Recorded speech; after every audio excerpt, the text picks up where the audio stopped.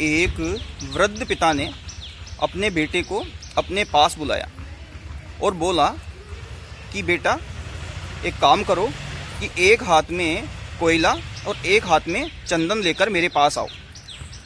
बेटे ने वही किया। वह एक हाथ में कोयला और दूसरे हाथ में चंदन लेकर के आया। पिता ने बोला कि इसे रख दो। बेटे ने उसे रख दिया। अब वो अपने हाथ पहुंचने ही वाला था। पिता ने बोला कि रुक जाओ, अब एक बार अपने हाथों की तरफ देखो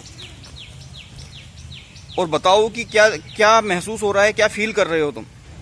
तो उसने बोला कि फील तो कुछ नहीं हो रहा, कि ये जिसमें मैं कोयला लेकर के आया था यह हाथ मेरा काला हो गया, एंड जिसमें मैं चंदन लेकर के आया था इसमें खुशबू आ रही है।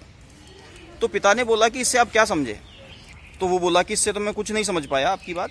तो पिता ने बोला कोयला है काले कर्म एंड चंदन है अच्छे कर्म।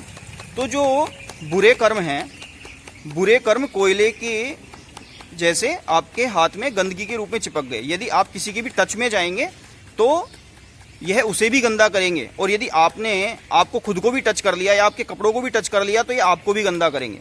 और चंदन जो है इसकी खुशबू, यह है अच्छे कर्म। मतलब आप किसी काम को पूरा कर चुके, उसके बाद भी उसकी महक आपके हाथ में है कि आपने कुछ अच्छा किया है। तो मतलब आप अच्छे कर्म करेंगे तो उसकी जो झलक है वह देर तक रहेगी, उसका असर देर तक रहेगा। तो इसलिए बेटा हमेशा अच्छे कर्म ही करना, चंदन की तरह, कि उसकी सुगंध हमेशा बनी रहे, काम के पूरा होने के बाद भी उसका असर दिखे। तो यह स्टोरी हमें सिखाती है कि हमें सदैव अच्छे लोगों की ही संगत करनी चाहिए, बुरे लोगों की संगत नहीं करनी चाहिए, क्योंकि अच्छे लोगों की संगत से हमारे कर्म अपने आप ही अच्छे होते चले जाएंगे और उसका असर भी देर तक हमारे ऊपर रहेगा।